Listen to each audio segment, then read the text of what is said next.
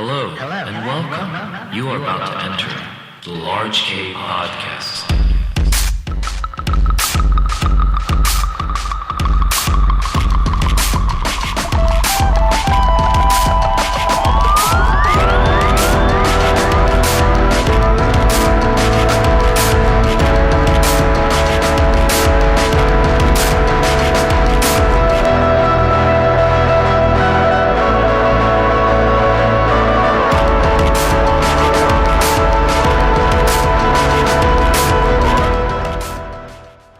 Yo, what's up everybody? My name is Kazu and welcome to Large K Podcast. I'm very excited for today because I'm going out of country for a week. Guess where I'm going? I'm gonna be in Spain. This is crazy. So my cousin is going to school there for soccer because he's working on becoming a professional player. He's old enough to go anywhere, but my aunt and uncle needed somebody to accompany him since it's his first time going to this country. They were like, hey Kazu, we'll pay for your plane ticket, you should head over to Spain with him. How does that sound? And I was like, if it's first class, then I'll think about it. Of course I said yes. How can anybody pass up on an opportunity like that? This will be my first time in Europe, so I'm very excited to check it out. I'll be out, but Large K Podcast will still continue to stream for y'all. On this new episode, I caught up with my friend Patrick Whitehill. You guys may know him from the band Human Machine or from his solo project P. Whitehill. We both went to San Francisco State University and have mutual friends, which means I've known him for quite a while, and what's cool is that he has played with or connected with many of these bands I interviewed. He's a graphic designer and spends most of his time making ambient music. He has recently released his fantastic new lathe cut 10-inch titled Grab the World by the Horns. It was a pleasure talking with him about his life in the Bay Area, the inspiration behind his new release, and just hanging out and talking about music. It was a lot of fun. This interview took place during FYF Fest weekend, and I was on the last day of the festival, so the conversation starts with us talking about that. Just wanted to let you guys know so that y'all won't be confused. Alright, this is Large K Podcast with P. Whitehill. Enjoy!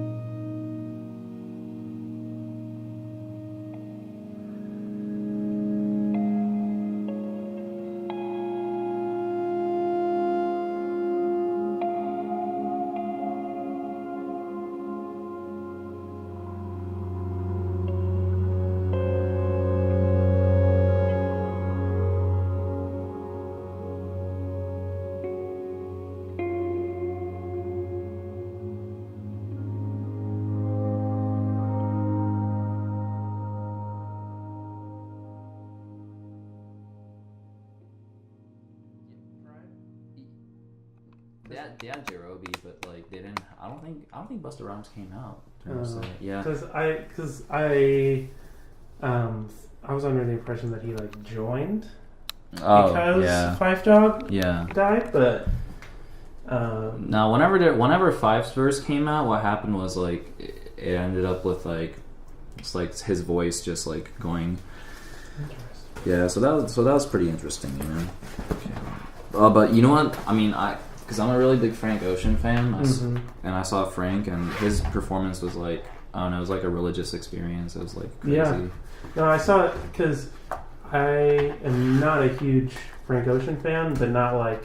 I mean, of course, I enjoy his music. Yeah. But I mean, his following is so devoted for like somebody who like backs out on shows last minute constantly. You know. Yeah. So I was really excited to see that he actually came out.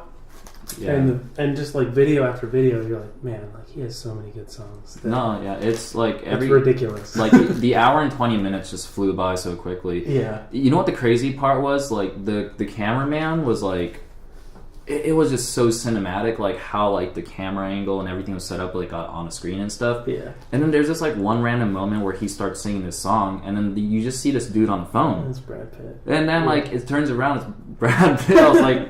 What? Yeah. Well, it's funny because you're right. It was very like cinematic, and like I thought it was like pre-recorded footage of Brad Pitt because of how like cinematic it was. Yeah. He was on the phone, but then obviously he was there, which was crazy. So. Yeah, I know. I mean, like the whole time I was just being so observant, just thinking like, what the hell's going on, and why is Brad Pitt? Yeah. I mean, it makes sense. We're in LA, so. It would make sense that he's actually here. Yeah. I guess A-star celebrities could get together and do some crazy stuff. And that's what it is. Okay. Yeah, but it's overall it was like a pretty good show. Do you have a lot of friends that went, or? Well, not so much this year. Like I've been to FYF before. I mean, I live in LA now, but like, I'm not a big like LA Pride guy. Yeah. Like. You know, I love where I live, Highland Park, but basically if you go out into traffic, it's like I feel like where it was before, I forgot where it is now. LA Historic Park. Where they had it before was like the perfect venue, and then now they switched it and it's like right on the USC campus, which is kind of a little bit of a downer because before like the layout was you could walk to any stage and it felt so open. Oh, it's extremely open, yeah. Yeah, but I mean, it still is open, but like I find that where they have it now, it's kind of like a band could be in kind of like a little nook, and like for how many of the sets overlap, it's like you want like easy access to every stage. So that's kind of why. I mean, like other than the lineup being a little bit like I mean, I would love to see Frank Ocean, Bjork. Tribe Called Quest, Anderson .Paak. Yeah, tonight is Solange and 9 Inch Nails. And are you a big 9 Inch Nails fan? Not really. I want to just check it out at the moment. Yeah. It's an opportunity, I guess. I was talking about 9 Inch Nails with someone yesterday. Like, it's crazy for the music that Trent Reznor made. Like, how he like sold out arenas with it. Yeah, I was thinking that too. Just thinking how a music so experimental could be like so. Yeah, I mean, it's just I never thought he was that popular. Yeah, it reached it's just crazy because it's like he's like I'm not a big 9 Inch Nails fan. Like obviously, Trent Reznor's like soundtrack work is like the stuff that I really relate to, like the recent stuff. Yeah. Which like caused me to like go back and listen, and it's just like the stuff you like. If you're not coming at it from like a music production standpoint, you're kind of like, okay, this is really weird sounding music, and then you put it into context of like what he did over his career. It's like he sold out stadiums, basically making music in his bedroom, like just making experimental music, and it somehow reached this huge, wide audience, and no one really talks about it. You know what I mean? Like it's just accept 9 Inch Nails is like, oh yeah, sold out an arena. Yeah. You know? And you're like, wait, like, can we actually analyze how weird that is? No, it really is weird, dude. Yeah. I don't know, we'll see how it is. Like, I'm not trying to get close or anything like that. I'm just gonna, like, lay back and just, like, watch 9 Inch Nails, like, do their thing, you know? But, but first thing I want to do is, like, I just want to, like, catch up because, you know, probably the first time we saw each other was in San Francisco. Yeah. When I was going to SF State, you were going to SF State too, right? Yeah. Yeah. When were you born in the Bay Area or like? I was born in Orange County, and then I've always had family in the Bay Area. Ah, okay. Most notably, like my grandpa lived in Oakland, so like some of my first memories of like first baseball game I went to was the Oakland A's. Like I've always had this like connection with the Bay Area. So when I was going to schools, like I was always like kind of interested in San Francisco, and I just threw out an application, and it was the only school I got into. Right. So at that point, it was like I was perfectly content with just going to like community college in Irvine, and maybe transfer to like UC Irvine, and that would be the end of that story. But yeah, I think it was really just my family being like, well, you really love San Francisco, you kind of need like a college experience, so why don't you just go? And I went up there, and I mean, I fell in love with the city. Like you know, it's like our school felt less like a campus, and more of like a place that we went to school within this larger city of like activities. You know? That's true. Yeah. And I wouldn't say that like my 4 years was like. I'd say my senior year was great because I got to actually like finally get my like hands on like equipment and make art. But like the things I remember the most is like going to shows, and like I feel like when we were going to school, like it was just like the perfect time of like the bubble hadn't completely inflated. Yeah. The tech bubble, and it was actually kind of affordable to live there. You know? Yeah, I remember those times. Yeah. It's not like that anymore, but yeah, it was kind of like when I look at it now, it's like we were at like the perfect point living there at like the perfect time. That's how I feel too. Like going back to SF, doesn't it feel different? It doesn't feel the same. No, it really doesn't, man. But I'm trying to think like, so I met you through Brendan Luna, I think. Mm-hmm. Yeah. Do you still talk to him here and there? No, I just want like stalk him on Facebook. Stalk him on Facebook. Yeah. Wow. When did you end up leaving the Bay Area? I left as soon as I was done with school, and it was always kind of my plan, like to move back to Orange County, be closer to my family, and I feel like the writing was kind of on the wall. Like it was so expensive to live there. I was watching like all of our friends like working 2 jobs, one at a coffee shop, one at a bar. And it's like that made their rent and enough to like kind of eat, you know? Yeah. And I just wanted to like move back, be closer to my family, and just like start my career, you know? I didn't want to have like one of those like middle like stepping stone jobs of like I'm going to work at a coffee shop for 3 years. Nothing wrong with that, but I just wanted to like jump into graphic design and get into just to start my career. I see. Yeah. And then, like, now you've from Silverlit... No, not Silverlit. Not from OC to, like, you ended up moving to Highland Park. So, yeah. It's your own place. I mean, I didn't know anything about Highland Park until I moved here. It was more just my girlfriend Brooke moved here, and then she's like, "You want to move in with me?" And, I mean, Stone's Throw Records is down the street. Like, the other day, I was just getting coffee, and I heard, like somebody DJing, like that sounds like Gaslamp Killer, and then I look in and it's like Gaslamp Killer doing like a DJ set. Rap Cats is around the corner, which is Madlib and Egon's little thing. So yeah, I just like ended up moving here, and then I'm like, oh crap, I moved to like a really cool area like of music, you know? Yeah. So it worked out really well. Yeah, you're continuously inspired, right? I mean that's what I loved about San Francisco. It's like you walk outside and you're just constantly inspired by either the music or the art that's there. And I never thought I would find that in LA, but like it kind of feels like San Francisco. Yeah. The fact that I can walk to a coffee shop in LA is nuts. Yeah, I know, right? Everybody drives. No, everybody drives, and you have to drive in order to get places. But this is a pretty cool neighborhood. I mean, you're up on a hill. You get to like, see some stuff. Yeah. Yeah. I wanted us in front of this window because it's just like, you can see everything out this window. Just go up and stalk people. Yeah. You can see people walking their dogs and... Yeah. No, it's the way to go, man. Yeah. Wow. Well, it seems like you're doing well. So are you currently working as a graphic designer? Yeah. And, I mean, that's the funny thing. It's like, if you ask me, I would consider myself like an illustrator. But, like, for how much time I actually spend drawing, it's like recently, like, music's just took up all my free time. Right. Like when... Like at work, when I'm designing, I'm just listening to music and constantly getting inspired. And then I come home at like 6:30, and I just immediately just hop on this computer and just start recording stuff, you know? Yeah. And I finally reached a point where I feel like the music I'm making is like natural. Like I'm just coming to this computer, like setting up the synth, setting up the interface, and just going. Mm-hmm. And whatever I'm releasing is like I love all my music friends that are like, oh man, just wait till like what comes out next. Yeah. You know what I mean? They're like, oh, my new album's good, but like just wait till that next thing. Mm-hmm.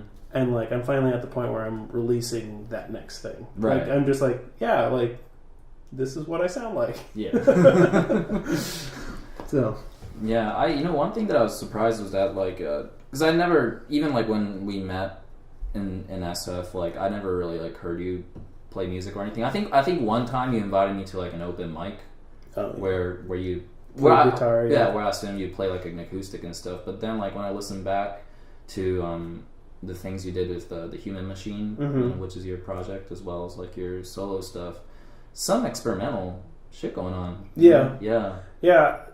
Looking back, I really wish, like, because Jake went to Berkeley, who plays bass in Human Machine, and like it was a weird time. It was hard to like. I feel like we didn't really utilize where we were. San Francisco was like such a music heavy place, you know, like there. Even though it was like very hard to get shows at like certain venues, I feel like it was the place to go for like cool house shows, cool underground venues. Oh yeah, hell yeah. And we didn't really utilize that. We were just kind of like lying dormant, kind of only making music during the summers, and then once it was like, back to school, we were just kind of like writing by ourselves in our rooms. Yeah. But that kind of, through that process of like kind of just demoing in our rooms, like we got a little bit more of a trip hop emphasis on like making music, which kind of spawned our we have a band Seabringer, which is a trio with our other good friend Dylan, and that started in the Bay Area, and that was just like going to his house in Antioch and like making like quote unquote beats. Okay. Like he would still play drums, but like we would chop them up and put them on the grid, and kind of like that's when I really got into like Boards of Canada and like Jay Dilla, and like Madlib and those. Madlib, of course, and I was always a big Flylo fan, but it wasn't until I like realized where Flylo's music came from that I was like, oh shit, like there's DJ Shadow, and then there's Aphex Twin, and there's like all these like touch points that then led to who I liked. Mm-hmm. You know what I mean? Like, and that like listening to that music made it so I could like actually analyze like what's going on in the song and being like, oh, this is like really a 4-bar loop. I never really noticed that. Or like, oh yeah, I've heard that preset before on like, Ableton or whatever. So yeah, it just more of an emphasis on music production came from that, which I'm really happy for, but like I really wish we were just like went out and gigged it, played shows but yeah. No, not everybody knows how to start off. Some people just has to like get their ass out of the house and just like play at Chain Reaction or whatever, paid play, and like that was our first show. No, oh really? It was my birthday, and I got a message from one of those bookers that talked about like what is it? Pay to play, the ticket, whatever. Yeah. There's like a ticket limit, and we didn't make it. And I messaged the guy like 2 days before the show, like, hey, I don't think we're gonna make the tickets. Is that a problem? And then he like threw out some stock line of like, you'll have to talk to my lawyers. And like I was a young kid, like I got freaked out, so then my mom paid the rest. Oh, I see. For the tickets, and then we played, a room of 2 people. Right on. No, I've heard experiences like that too. Yeah. So like, it happens. You never know. Yeah. If I have any advice for young musicians is don't do pay to play. Yeah. There's plenty of places that you can play for free for bigger audiences. Yeah. And like, if anything, what I've noticed now, it's like to pay at the door, as much as it sucks, it does stop like a good percentage of people. Mm-hmm.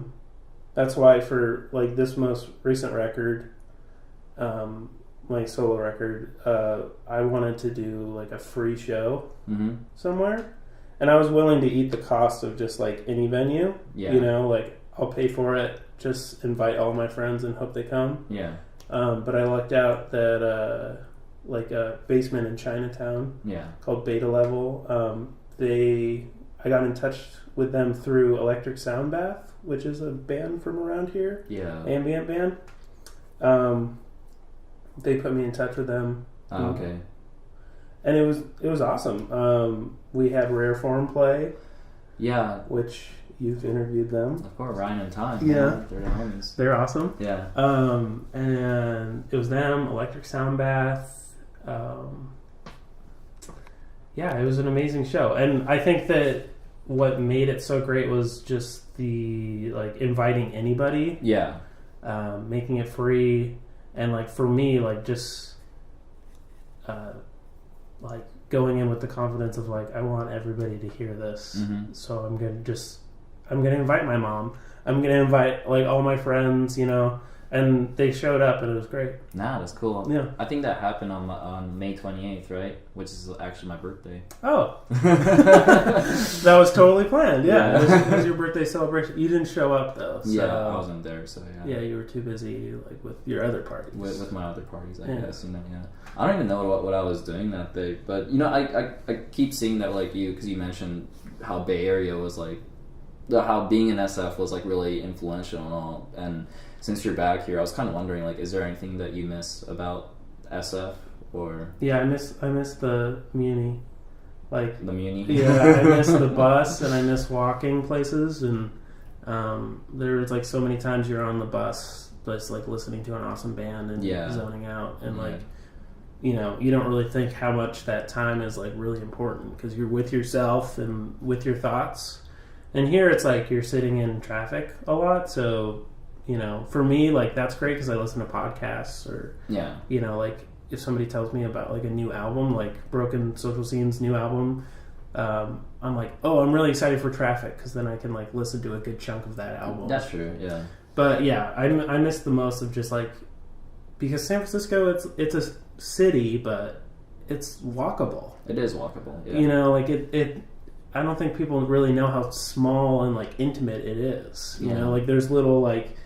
dense areas of population, but like, I mean, you could walk to a bar and then walk to your friend's house, you know? So I miss that. Also walking to like all these venues that was all over the place. That was fun too, huh? Yeah, I mean, like you would take like BART or something and then get off and it would be like 2 blocks away from the BART station, which would make it so easy to go to shows and... Right, yeah. Because I miss going to like Fox Theater in Oakland. Like, that was a beautiful venue. Yeah, because Jake went to Berkeley. We went there a couple times, and that's another thing. Like, I really took for granted how easy it was to go to shows. I didn't go to enough shows. Right. Jake was great. Like, he went to like all these shows, and he still talks about them now. Like, oh, I can't believe I saw, you know. Like, oh, actually, this is a great memory. So, you know the theater that's by Berkeley? Yeah, Greek Theater? I think, Okay. There's like that huge hill where like sometimes people sit there. Yeah.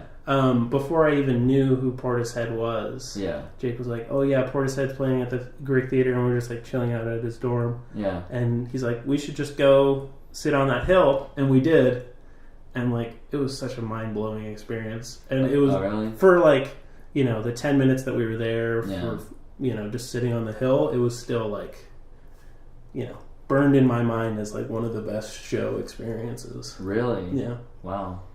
I really wish that Portishead would actually play live, but I think they're... Yeah, I was hoping that they would tour again too. I definitely took that show for granted. I was like, Oh wait, you went to that show? I mean, I knew about that show, but I couldn't. Oh, okay, yeah. Tickets sold out. Yeah. Yeah. There's so many of those shows where I want to like shake young Patrick and be like, they're not going to tour for forever. This is your only chance. Exactly. You know? Yeah, that is definitely true. You know? Yeah. So when you got back from like the Bay Area, like you moved to Highland Park and everything, and then you started Human Machine. Like, is that how the process went? Or well, the Human Machine has like it technically has been together since like high school days. Oh, okay, so it's old. Yeah. It's my like. I mean, we were in a high school band before that, and the Human Machine is that high school band minus one member. Right. And it was really like once that high school band was done, then me and Jake continued to make music, and we were like, oh, well, we need a drummer, so we'll get John to like drum for us temporarily. Yeah. And then it slowly became like, how do we trick him into joining our band? And then he joined our band, and then we've been making music pretty much ever since. Oh, okay. And we still make music now. I mean, it's harder. Like, it's totally my fault because like now I have a 9 to 5, so, you know, and I live in LA and they live in Orange County, so it's a little harder to get together. Yeah. I mean, now we're making like live, improvised, in the room music, so it's a little hard to like not make that when we're together. But yeah, I mean, we're still chipping away, churning out albums. Yeah, no, I actually listened to your latest Human Machine album, like, as I was like just driving over here, but it's like, you know, some of these tracks are like 18 minutes long or like 24 minutes long and stuff. Yeah, no, we definitely wanted to make like music that you could drive to. Yeah. Concept of that record was like lost in the desert. So we were just, you know, trying to like, we basically were really into soundtracks, or at least I was, and that's what I brought to the table. Yeah. And I was kind of like, okay, guys, we're going to make a soundtrack to this movie plot that I thought of like some dude lost in the desert. And like it was as simple as, here's something to inspire us. It's this one line synopsis. And then as soon as I basically said that to Jake and John, like they took it and ran with it, and it became this whole, you know, like they made it what it was. They made, and I mean that's all the music I make with them. It's I bring a very simple, like dumb chord progression, and then run it through a delay pedal, and then they make it interesting. Okay, you know what I mean? Yeah. And it's definitely evolved to where now they're bringing ideas, and I'm just kind of complementing their ideas, because I mean, they have their own like warehouse that they record in Fullerton. Yeah. And they've definitely like done a deep dive into production and writing. And I would even say now it's like I'm just along for their ride. You know? Okay. Yeah. Do you like? I don't know. Just even thinking about like how you compose these like super long tracks. I mean, like those aren't one takes, right? No, they are. Most of the time, they are. Oh, they are one takes. Wow. At least I push for that. There are some times where it's like we will Frankenstein together 2 takes. Yeah. But it'll all be live. Okay. And there is like, you know, for our most recent material, like all the live tracks are done. We're just like overdubbing. Yeah.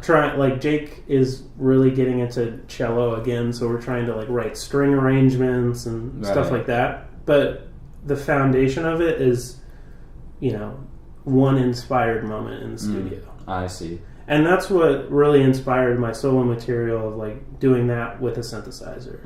And I mean, it's like, it started as just me and the synth, and then I started like, you know, sprinkling a little bit of vocals here and there, and now I think it's graduated to like more like a jazz mentality of like, I'm going to bring together all these musicians in a room, and we're going to do like a couple takes, and we'll pick the best take, and that will be it. Yeah. You know what I mean? And then it's just like weeks of EQing and mixing and like, you know, editing out all the like, oh, the microphone fell off the stand here, so I'm going to have to do something interesting, you know? Something where it's like, wow, like that's a really cool like editing trick, and it's like, oh, really? I had no choice. I had to get rid of the overhead, you know, stuff like that. So yeah, and then now you even have like this solo stuff, which is have you been doing the solo stuff like along with like the time when you were making music with Human Machine, or like is this like kind of more like a recent like? Yeah, I would say it's a recent thing of like at least taking it seriously and like actually considering them albums. Like I made like 3 beat oriented albums. Yes, I saw that. And those were like, the first one was very exploratory. Like it was just like, I've been making these things on along with writing The Human Machine. I'm just gonna throw them together. Yeah. The second album was like, okay, I'm gonna take this a little bit seriously. I'm gonna like apply a concept to it, and I did that. And even after finishing that one, I was like, okay, well, I don't think I really hit the nail on the head. Mm-hmm. So then the third one, which is still on my Bandcamp, because I just feel like I did everything that I wanted to do with the sound in my head and with like quote unquote beats. And after that album, I just like hit a wall because, you know, you can only loop drums and like, I just was looking back, I was approaching it completely the wrong way. Like, the Helicon Days album? No, so that's the second like synthy album. The beat oriented one is When You're Not Around. When You're Not Around. Okay. And that one, I was just coming from a place of like, you know, listening to a lot of Boards of Canada, Tim Hecker, loved the sound of like tape saturation. Like I was really into like beat tapes. Like Boards of Canada has like a great beat tape called Old Tunes Volume 1 and Volume 2, and then like of course like J Dilla Donuts like have all the songs just like slapped together into this huge mix. Yeah. So once I completed When You're Not Around, I was like trying to expand upon what I already did, and in that process realizing like everything I'm making sounds like a rehash of the last thing. Okay. And at that same time, it was like everything I was listening to, like I came to the realization everything I was listening to was not what I was making. Like I was listening to like Brian Eno and Winged Victory for the Sullen, and just like very like ambient, like drumless, spacey, like mood music. Yeah. And then when I would come home, I'd try to make like, you know, a hip hop beat, and I'd be like, I'd lay down some synths, and then I'd be like, okay, it just needs drums and it's done. And then one day I realized like, it doesn't need drums. Like, what am I doing? Like, what is this rule I'm applying where it needs it needs drums and a bass line to be a song? Right, that's true. And then once I just muted the drums and the bass line, I was like, okay, I think I'm onto something. So yeah, and then it just slowly, I think once I actually bought that synth over there, and like it was just once I embraced like out of the box analog mentality, just music became exciting again. Yeah, and now it's to the point where it's like I said, like the music I'm releasing is the music I'm making now, and for like. I think that's what I needed in that process. I needed to be as prolific as I wanted to be. Like, there was so much of like those albums where, and I think that The Human Machine is a little bit this way, where we sit on material a long time perfecting it. Yeah. And when we release it, it's still like a release, like physically, like being like, oh man, it's finally out in the world. But there is a little bit of like, but it's not exactly what we're making right now. Right. So it's like not as satisfying. So I find it like as a really good balance of like my solo work, I can release it whenever I want and it'd be ready. And Human Machine, we can take the time to like actually perfect it and make it as great as it could be. Yeah. You know? Yeah, I feel like it, even when I listen to, because I listened to the last few records, including Ephemera and Helicon Days, and especially when I look at Helicon Days, like the titling, it's same with your latest one too, but it's like 1, 2, 3, 4, 5. You know, it's very like abstract kind of like approach to. Well, Ephemera, which is the first one, I really like because if you Google Ephemera, there's a lot of album titles titled Ephemera, and like I was coming at it from like thinking about, and I mean this is like when SoundCloud and like Bandcamp culture was like really like booming, Yeah. and people are just releasing all of like this music that they've been working on for forever, Yeah. and like releasing it on Bandcamp and getting like 10 views. You know what I mean? And Right. thinking of like music as this like quote unquote like digital trash. That's like it's this huge digital trash heap where like whenever I would come out with an album, I'm just like throwing it on the heap. Like, all right, hope someone listens to it, and like that would be the end. And that's true. Yeah. Yeah. So, I mean, that was like me just learning my synth, and originally it was one big take. Like it had different movements, but I went in and cut it and made it into songs, and I just decided to title it like 1 and 2. Just like thematically putting them together. I wish, looking back now, I wish I just released it as like the one big composition that I wrote. Right. But I mean, I think that the pressure to like release songs and like, you know, because longer music is a little bit harder to listen to. You know what I mean? And I learned that with Human Machine. Like, all right, check out our new album. Okay, it's 4 songs, and they're like the longest one's 18 minutes. But go ahead and just like patiently sit through it. So I was a little bit like, I want to make songs. Yeah. So I mean that's kind of been the journey I've been on with like my solo stuff of just like kind of harnessing like if you listen to a 7-minute song, it feels like forever. Yeah. And to think that I was releasing like 20-minute songs with the Human Machine, it's a little bit like, how do I expect people to listen to this? Right. I mean, I hope that they do, because the whole point is like to follow the journey of like 3 musicians in a room improvising. Yeah. A little bit like, you know, like any free jazz record where you're like, okay, I'm just gonna like give in to the music. Right. Yeah. But I wanted to make something a little bit more like focused, toned down. Yeah, I could definitely see that. The title for this mixtape, not mixtape. Yeah. It's a lathe cut record. Yeah, it's a 10-inch. The grab the world by the horns. Yeah. Yeah. How did you come up with that title?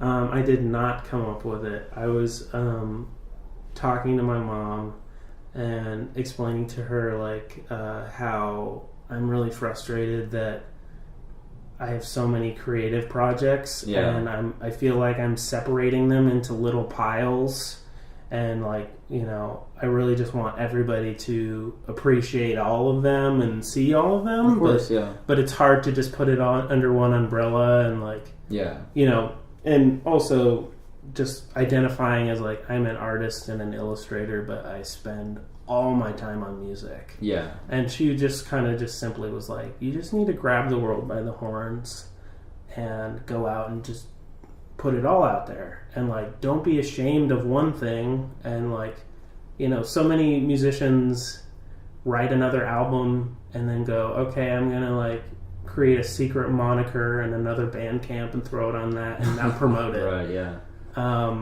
When for like, and that's what just that idea inspired P. Whitehill of being like, okay, I'm going to title it my name, so then people know it's me, and then I'm just going to put everything I make under this name, because I'm making it, you know? And that was very much like this new record. Like, I invited my 2 favorite guitarists, Omar from Rose Hip Orchestra and Barry from Georgie's Paper Boat. Okay. And I was just like, okay, here's the chord progressions, and we were like at Barry's studio, and we did 2 takes of each, and I just took the best take of either song, and then I was like, okay, this is done. And then I just mixed it, and like, you know, I think the longest part of the process now is just EQing everything, because I mean, as much as I like recording everything myself, like it'll just like you forget the range of a synthesizer. Like you're listening to it on like headphones or speakers, and then you listen to it on a different pair of speakers, and you're like, okay, why does it sound like the speakers are about to explode? And you're like, oh yeah, because my synth is like boosting up the bass. You know what I mean? Yeah. But yeah, I think the new record being titled Grab the World by the Horns was just a little bit of like a statement to everybody, like, just go and do what feels right. Yeah.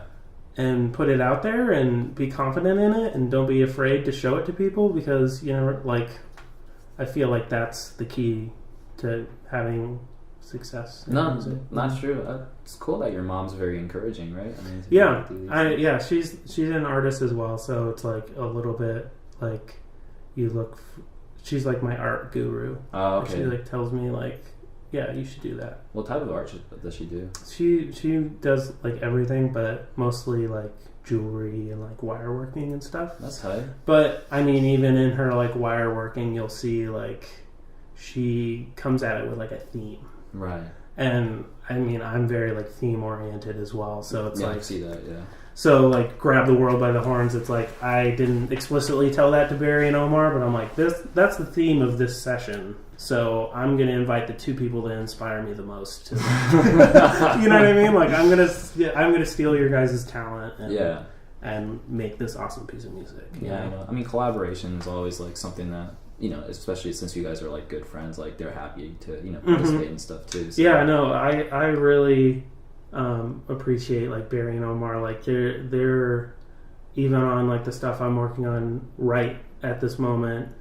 I'm sending files to them and being like, hey, can you record stuff? And they're always like, yeah, dude, I'm down. You know, like, I think I'm at a good point where like I've met enough musicians, and through the Human Machine and everything, like taking those connections, and like, I mean, Isaiah Shudderings, he's like, I don't talk to him as much, but he's like kind of my sounding board sometimes, like when we're at shows like, I mean, he's great. He always comes to like all Human Machine shows, even some Whitehill shows. And Trevor from Hollow Ran is the same way. And I'm always just like constantly like seeing where they're at, what they're doing, and they always inspire me. Like, hey man, like Isaiah's the guy who's always like, yeah, I got this album waiting to drop. Yeah. And he's always right. Like, when it drops, I'm like, okay, I know what you're saying. No, it's cool. Like, that's what trips me out the most, is that, like, you know, all these people that I've met, like, throughout going to Long Beach or going to shows in the OC and all that, like, you happen to know a lot of them, you know? So, like, I gotta say, you made one hell of connections with, like, a bunch of people. That's all the Human Machine. You know what I mean? And I would say the Orange County scene is very small and like incestuous. Like, so many bands are like the same members as other bands. Yeah. Which I understand. It's like, once you make like a drastically different piece of music, you're like, okay, let's start a new band. You know? But it's a little bit confusing when it's like, you know, those bands are then playing the same show. And it's like, they set up their equipment and they're like, okay, our next set is in 10 minutes, you know? All you do is just like switch off maybe one other person. It's a new band now. Like, exactly. Yeah. It's like the keyboardist moves to the drums and it's like, okay, this is the new band. This is the new band. Yeah. I mean, you know, maybe like putting out your like solo name. I think P. Whitehill is like already a pretty cool and unique name. It's just like out there, you know what I mean? Yeah. It's coming from like the Brian Eno, like Jay Tillman, like singer-songwriter type idea, but just like, I think it's really important that it's my name, because it kind of like ensures like a certain sense of quality control. Yeah. If you're like going under this mysterious moniker, it's a little bit like, you know, going to a party with sunglasses on. It's like, you don't have to stare people in the eyes. Like, there's a shield in front of you. The fact that it's my name, it's like, if it sucks, at least I'm owning up to the fact that it sucks. Right, that it's what I'm making, you know? Or you could create like a completely different moniker and just like make like something that sounds completely different from your original stuff. Like, Madlib has Quasimodo, of course. Like, you know, but I mean, it's almost like his alter ego, and like, you know, it's just talking to his like weird conscious or something, and it's kind of unique in a way. But you know, either way works, and you know, I think I think that there's power in both, because I mean, Madlib is a huge inspiration, I think, to a lot of musicians because of just the output alone. Like, and I think he likes changing the names because he likes the fact that some get buried and some rise to the top. But I think for me, like, when I tried to be mysterious and like release music secretly, I would be very disappointed, because I mean, I'm setting myself up to fail. That's right, yeah. I'm putting it on, like, I'm adding it to the digital trash heap and going, I hope somebody picks this up and goes, hey, everybody, you should listen to this. But, I mean, for how much music there is out there in the world, it's kind of impossible to expect people to do that. And that's true. You could record a claw on a chalkboard and just put that up on Bandcamp. And yeah. Just say, like, hey, that would probably do better than something like, I feel like that would rise to the top just, like, for the pure meme quality of it. But, yeah. That's true. Yeah, exactly. Bandcamp's getting there, too. Like, some really meme-y stuff. I mean, it's remix albums to... Yeah, it's crazy things, man. But for this... before I get into this next question, I want to talk about the 10-inch cut right there, I think. That's yours, by the way. That's mine? Yeah. Oh, wow, thank you. That's what you get for coming over here and talking to me.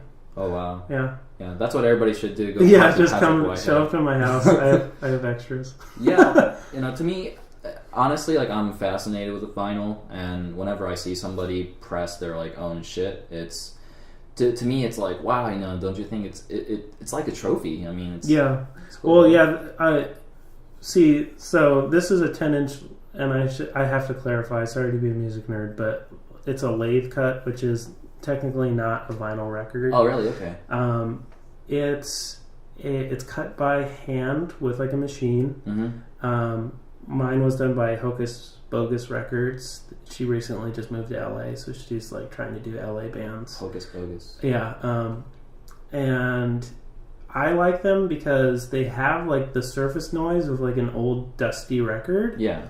But the lo-fi quality of, like, a boomy cassette tape. Oh, I see. Okay. So I really just, like, fell in love with, like, the lathe cut sound, and even before I got in the room with Barry and Omar, I was like, I'm going to make enough music to fit on a 10-inch, and I'm going to have her do it, Right, yeah. So that was, like, the initial concept going into the record. But, yeah, it was the whole reason I'm making it was I wanted to have my album on a 10-inch in my record crate. Like, it was very selfish. Like, I'm willing to pay X amount of money just so I could have one. Yeah. And if it works out where other people buy them, that's great too. Yeah, that's great. I mean, it's a collection, and that's what I like about vinyls is it's just there's something about it that's just so appealing. I mean, I think it's a big picture and, like, just to kind of, like, have it, like, on this record is, like, really nice. But no, congrats on getting it pressed. Thanks, man. Yeah. I think it's because me and you are kind of from, like, the digital music age. Yeah. Like, where it's good to feel something in your hands. You talk to anybody who's, like, had a record collection before, and they'll kind of just be like, yeah, so what? Why is vinyl popular again? Yeah. But it really makes sense if you put it into context of, like, we have constantly looked at, like, album artwork either as this tiny little CD or this little square in iTunes or Spotify. Yeah. So the fact that we're holding, like, our favorite record in our hands and we can, like, look at it and like, put it in our little collection and be like, I have this one, I have this one, I have this one. It's like, of course we want to do that. Yeah. We're so happy about it from, like, being in that era of LimeWire and Kazaa and shit like that, But also at the same time, I think more young people are realizing that, like, it's worth it to, like, buy vinyls and, like, listen to it on their record player and stuff. Like, it's worth it to, like, have it in your collection, because we could get music really for free, like, easily. Like, I mean, anywhere, even from YouTube, SoundCloud, there are, like, a lot of programs you could do that, but it's nice that people are actually buying it and doing this shit. So, yeah. And if you ever feel guilty, like, buying a record, don't. Because most likely you're probably buying it from, like, a local record store. Yeah. And it's like, that record is a little bit expensive, but you're helping that record store stay around. That money's potentially going back to the artists. Yeah. Or even the record label that's supporting the artist. So, I mean, obviously go to more shows because that's probably how they're getting most of their money. But, like, don't feel guilty for buying a record because, I mean, you're supporting local music, Yeah, in a way. Like, you're buying the record is a little bit, like, of a vote towards what you love. That's true, yeah. Now, for the next question, I asked this on podcasts for every episode, but Well, you already answered Portishead, but I asked, like, what's one of the most memorable shows that you've been to? And for this, you could include both DIY or venue show. Okay. Yeah, I was wondering if you want to include another one. Yeah. Let me think of this. Okay, so Media Jeweler. I've heard about them. Yes, they're amazing. They're really nice dudes as well. But pretty much every time you see them, they're playing the same songs, but they're blowing your mind in a different way. Like, just for somebody who, like, when I play guitar, I'm so reliant on, like, delays and reverbs. Yeah. And to just see somebody with only, like, a tuner pedal, but they're coming at it from, like, a repetitive, like, you're comforted by the repetitions of, like, this guy is just playing da-na-na-na-na-na-na-na, and then, like, the other guitarist is rhythmically doing something else in between that guitar. But yeah, pretty much every time I see Media Jeweler, my mind is blown. And another band, Young Jesus. I think Human Machine played a show with both of them. Yeah. And it was one of those shows where I watched both their sets and I'm like, okay, we don't need to play. Everybody go home. And it was like a bittersweet moment of, like, I just watched amazing music, but now I have to add to that, and I feel like they've already said everything. Yeah. How are you able to, like, go after them or something? Or just be like, when you're starting a show, already being like, okay, I'm already in third place. Right. That's like a humbling experience of, like, okay, we still have work to do. What kind of music is Young Jesus? They're kind of like more like of the experimental edge. A little bit, like, I really like their lyrics are, like, sometimes they're, like, seemingly like they'll take, like, a ordinary phrase and elevate it into a song, and you're kind of like, that's beautiful that you made that observation, right? But then also, like, watching them live, just, like, instrument wise, like, they're just, like, very on point. Yeah. Very on message. Very on message. Yeah. Damn, that's a good way to put it. Yeah. Cool. Yeah. I'm definitely gonna check those guys out because I know one of my friends has recommended me Media Jeweler before. Those two bands give me hope in, like, DIY music. Like, like whenever I'm at one of those shows, I'm like, okay, I'm a part of, like, some DIY rock, Orange County rock history book, and this is a chapter on, like, the Media Jeweler, Young Jesus era. Like the Built to Spill of that time. I see. Yeah. Oh, I saw Built to Spill yesterday. Yeah, they're great. Yeah, I'm jealous. Yeah, they're really good. For a 3-piece, I already be able to, like, that guitarist is nuts. Like, he's so good. Yeah.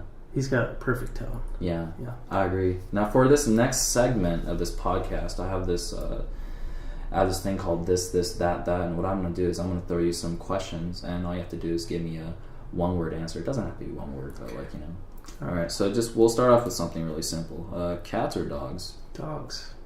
That's a quick answer. Yeah, you don't even have to think about it. It's like cat or dog person. Like, the fact that we have to separate them into people means they're so different. And I'm a dog person. You're a dog person. Yeah. Do you own one? I'm going to. But yeah, I have owned dogs before, but yeah. Sweet. Yeah. Alright, when you listen to music, what hits you first? Melody, rhythm, or lyrics? Sorry, this is not one word, but before it was lyrics, now it's melody. Yeah, okay. Yeah. I see. I really like, because I'm listening to a lot of, like, spacey ambient music, and I'm gravitating less towards, like, the one note drone and more towards, like, they're making a very, like, complicated melody through different parts. Yeah. No, I agree. All right, so next one, FKA Twigs or Little Dragon? Oh man. I'm gonna say Little Dragon, just purely on like their songwriting. Yeah. I like Twigs because of her aesthetic. Yeah. And I mean, she's an amazing singer as well. Did you hear the new song with One of Tricks Point Ever? Oh, what? For Twigs? No, I haven't listened to it yet. It's so good. It's so good. Yeah, that's also another artist that I'm kind of surprised, like, how big she is, because she's pretty experimental too. Like, you know. Yeah.